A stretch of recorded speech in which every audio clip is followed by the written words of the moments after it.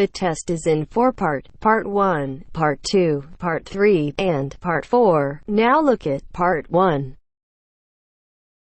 Part 1. You will hear a new student on a short summer course getting information from the college receptionist. First, you have some time to look at questions 1 to 5.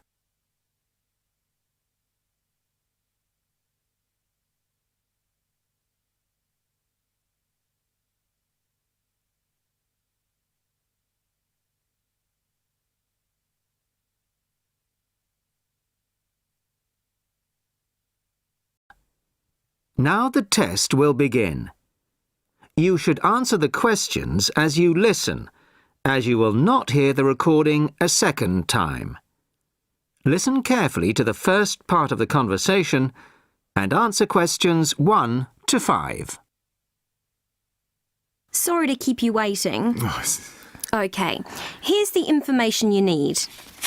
On the first page, there's some info about the college, the facilities, the courses on offer, etc. Then, on these blue pages here, there's an outline of the social activities.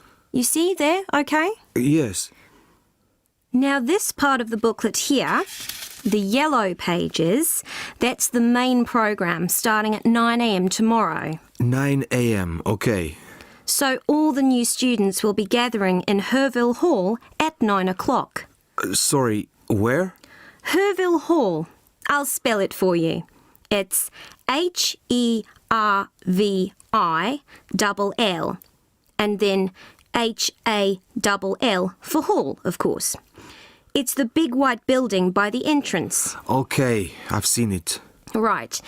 Anyway, you'll be in there for an hour. First, the Director of Studies will explain the various courses we offer and the requirements for them.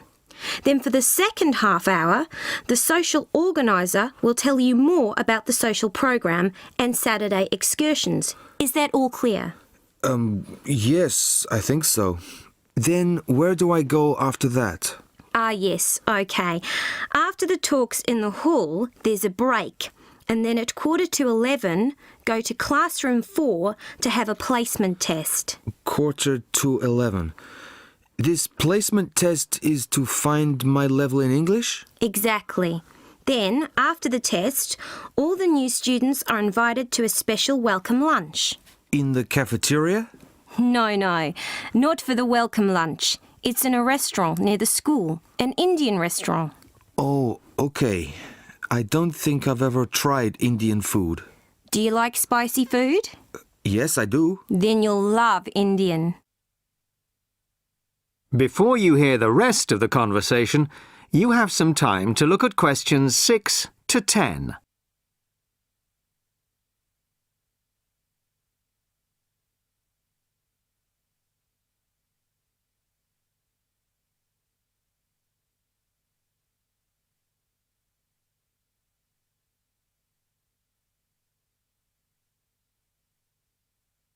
Now listen and answer questions 6 to 10.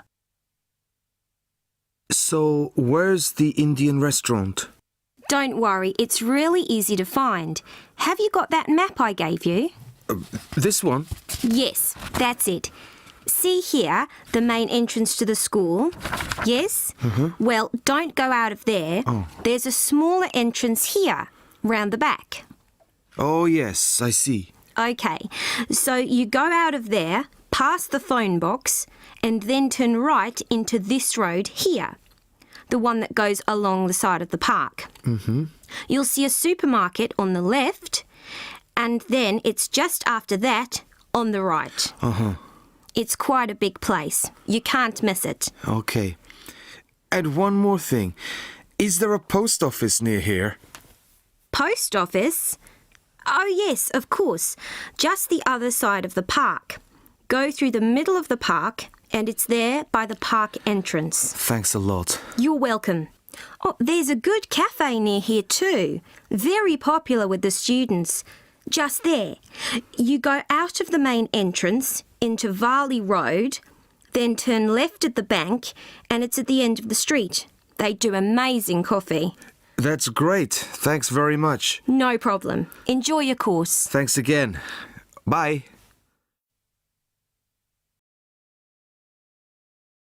That is the end of part 1. You now have half a minute to check your answers.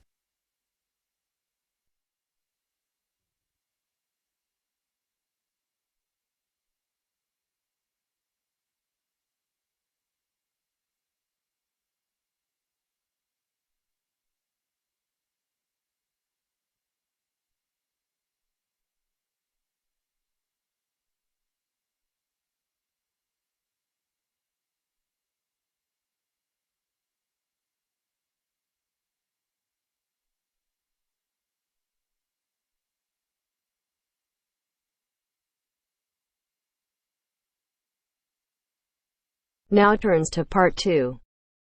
Part 2. First, you have some time to look at questions 11 to 17.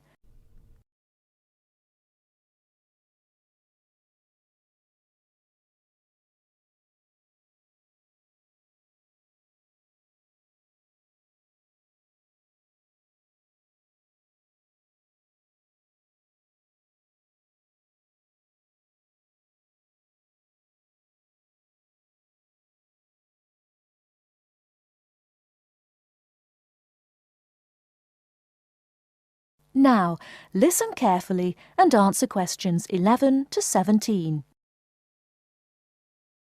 Hello, and thanks everyone for coming here today. I know it's always a bit stressful going for a job interview, but it's best to be prepared.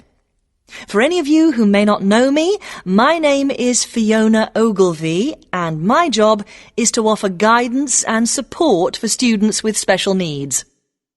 Now, you wouldn't be here today if you weren't interested in finding a job in the holidays. So let's get down to it and see what things you need to be looking out for. Most of you, I hope, will be applying for jobs with the companies that have been recommended by the university. The reason for this is that we here at the university already know these companies and have established good working relationships with them. I've also been to visit all of them and checked out the facilities they have to offer. You really need to make informed choices when you're looking for a job and make sure you know before you even get to the interview stage that your needs will be met. But I know that some of you are applying for jobs independently and have looked at companies outside the university recommended list. So for you, it's best to plan ahead and be aware of what it is you may need while you're working. Things that you need to check when you go for an interview are there enough toilet facilities and are these easily accessible? Also, you want to check that all the public areas inside the building are barrier-free, so you can get direct access to these public spaces whenever you need to. And ask about ramps into the building, so you know how many there are and where they are located. These kinds of things are so much more difficult to sort out when you've started work, as they take time.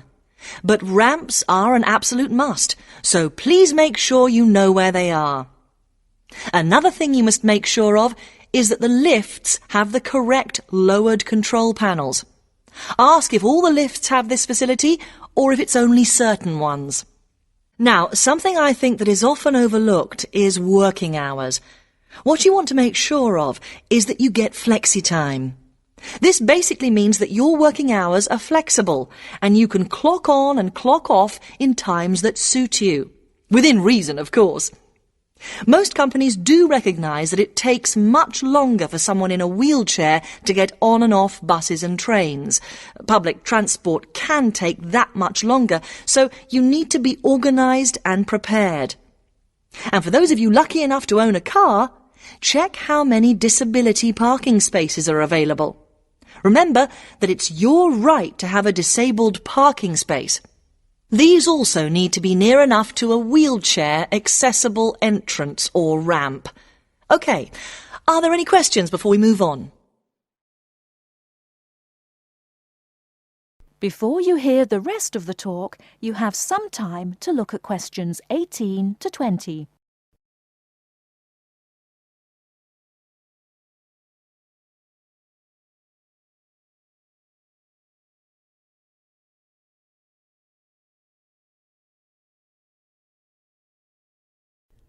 Now listen and answer questions 18 to 20. Right, let's move on then. Now I want to talk you through the series of visits to companies which we've got planned for next week. On Monday morning, we will be visiting the Lowland Hotel. They have various summer jobs available, working as a receptionist or conference organiser in their busy conference centre, organising and setting up conferences. You need to be prepared for working in an office environment and spending quite a bit of time talking on the telephone. The bus leaves for the hotel at 9 a.m, so make sure you leave yourself plenty of time to get there. When you arrive at the hotel, please gather in the reception area and wait for someone to take you to your first session, which will be a talk. The talk at the hotel will begin at 10 a.m, and then there will be a short tour of the hotel. There will be a light lunch provided, which is usually salads and sandwiches. The next place we'll be visiting will be on Tuesday afternoon. We'll be going to visit a little local company that makes handmade paper and cards. For those of you studying art, this may be just what you're looking for. We'll be taken on a tour of the company which lasts 3 hours. The tour will start at 3:30 p.m, and after that you'll have a chance to meet some of the staff. Tea and coffee will also be provided. We have no trips planned for Wednesday, but on Thursday morning we'll be going to Tobago Travel Agency. This is a very popular choice amongst our students because you can get student discounts on holidays. We've booked a coach for this, and it'll leave from outside the refectory at 8 a.m. You'll need to bring a packed lunch for this, so please don't forget. There is a little canteen where you can buy hot and cold food, but this is closed on Thursdays. Friday, we'll be having representatives from all the companies visiting us, so you will have a chance to ask any questions, and of course, put your name down on the list if you're interested in working for them over the summer. This event will take place in the main hall next to the library, and it'll run from 10:30 until 4. I really hope you make the most of this excellent opportunity to not only earn yourself some extra money, but also to gain experience of what it's like to work. And if you'd like to find out more, then please ask some of the students who worked last year.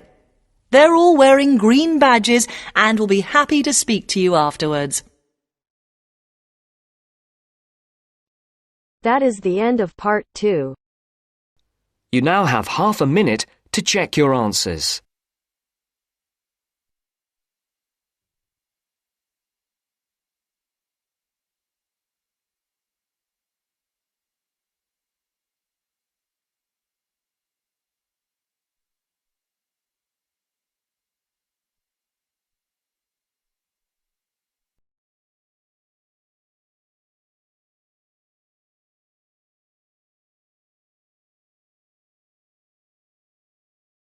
Now turns to part 3. Part 3. You will hear two friends discussing what to study at Mitchford University. First, you have some time to look at questions 21 to 27.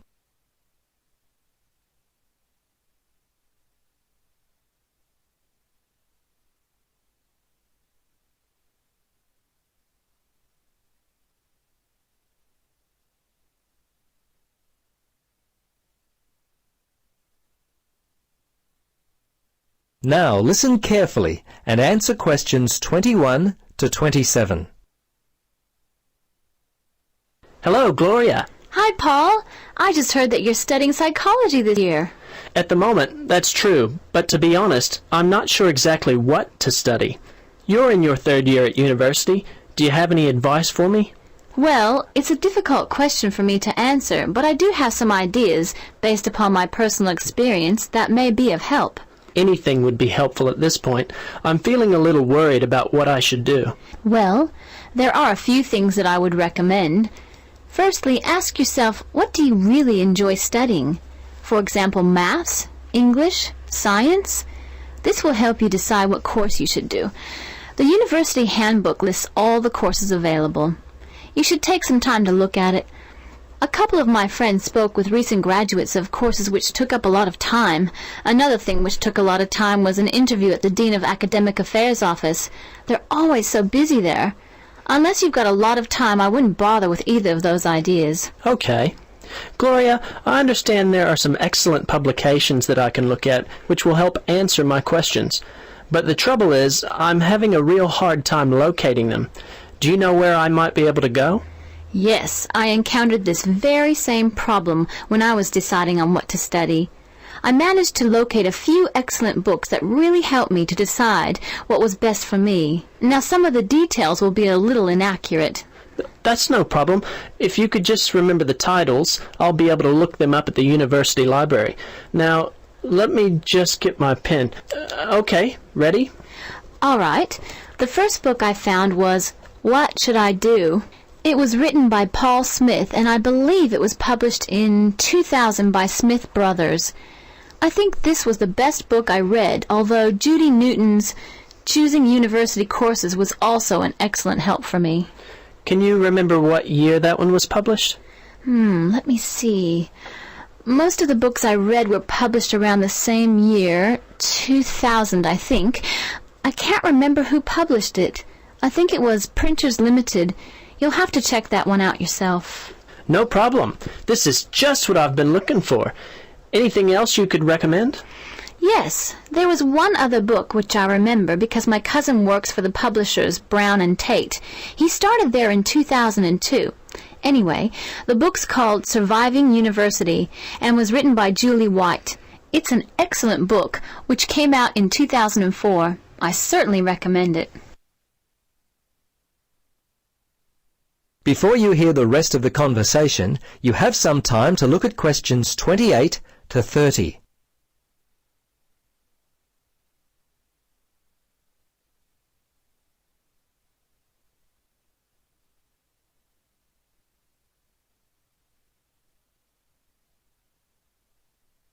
Now listen and answer questions 28 to 30. Gloria, this discussion has been so helpful. I wonder if I might ask one more question. Sure. What would you like to know? Well, I'm wondering why you finally decided to study psychology. Well, what helped me to decide was my interest in working with people. I think that's what you've got to really decide in your own mind. Do people give you energy or do they drain you of energy? I asked my friends what they thought of my idea, and most of them thought it was a good choice. Yeah, you know, I think my parents or family members who know me well would be a good place to start. I think if you like to research subjects, you might prefer to work by yourself. That could help you to decide what area you should study. For me, I like working with numbers, and I knew psychology involved a lot of this, so that also helped me to choose my course of study. The bottom line is you've really got to know what you naturally like to do. Once you work that out, you simply choose areas of study that relate to those things. Well, Gloria, I can't thank you enough for your time. Would you be interested in joining me for a coffee?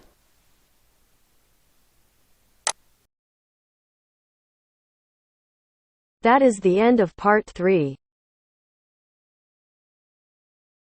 You now have half a minute to check your answers.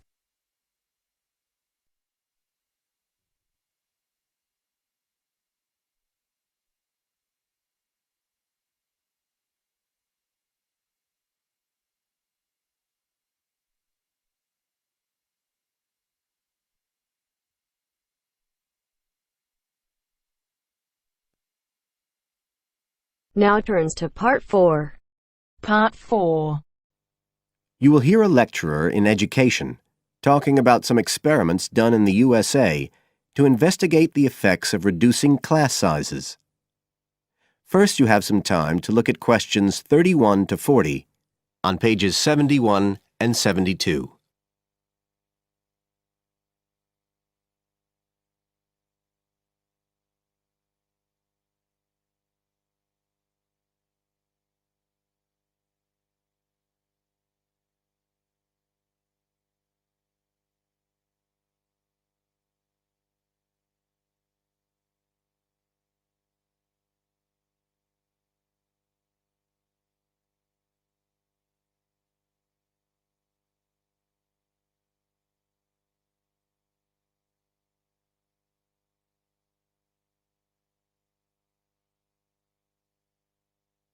Now listen carefully and answer questions 31 to 40. All over the world, there are passionate arguments going on about how educational systems can be improved. And of all the ideas for improving education, few are as simple or attractive as reducing the number of pupils per teacher. It seems like common sense. But do these ideas have any theoretical basis? Today, I want to look at the situation in the USA and at some of the research that has been done here in America on the effects of reducing class sizes. In the last couple of decades or so, there has been considerable concern in the United States over educational standards here, following revelations that the country's secondary school students perform poorly relative to many Asian and European students. In addition, statistics have shown that students in the nation's lower-income schools in the urban areas have achievement levels far below those of middle-class and upper-middle-class schools. So would reducing class sizes solve these problems? Well, we have to remember that it does have one obvious drawback. It's expensive. It requires more teachers and possibly more classrooms, equipment, and so on. On the other hand, if smaller classes really do work, the eventual economic benefits could be huge. Better education would mean that workers did their jobs more efficiently, saving the country millions of dollars. It would also mean that people were better informed about their health, bringing savings in things like medical costs and days off sick. So what reliable information do we have about the effects of reducing class sizes? There's plenty of anecdotal evidence about the effect on students' behavior, but what reliable evidence do we have for this?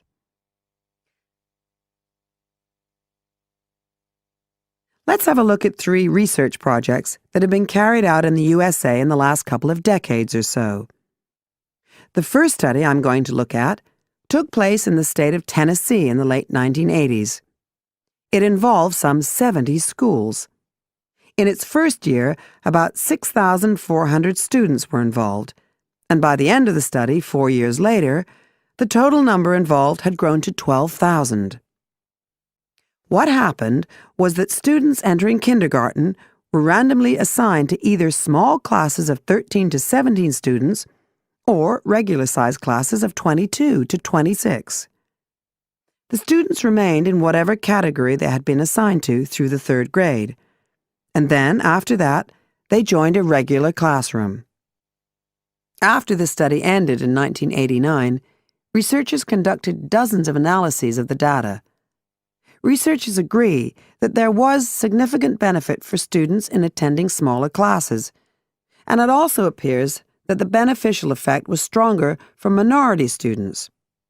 However, there's no agreement on the implications of this. We still don't know the answer to questions like how long students have to be in smaller classes to get a benefit, and how big that benefit is, for example.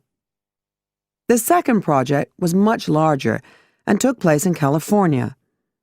Like the Tennessee study, it focused on students from kindergarten through to grade 3, but in this case, all schools throughout the state were involved. The experiment is still continuing, but results have been very inconclusive, with very little improvement noted.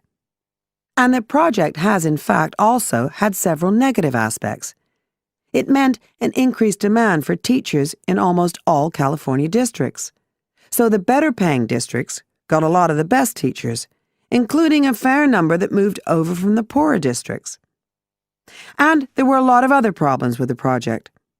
For example, there weren't any effective procedures for evaluation. All in all, this project stands as a model of what not to do in a major research project. A third initiative took place in the state of Wisconsin at around the same time as the California project began, and it's interesting to compare the two. The Wisconsin project was small. Class sizes were reduced in just 14 schools, but it was noteworthy because it targeted schools at which a significant proportion of the students were from poor families, compared with California's one-size-fits-all approach. Analysts have found that the results are very similar to the Tennessee project, with students making gains that are statistically significant and that are considerably larger than those calculated for the California initiative. Now, I'd like to apply some of these ideas to the latest.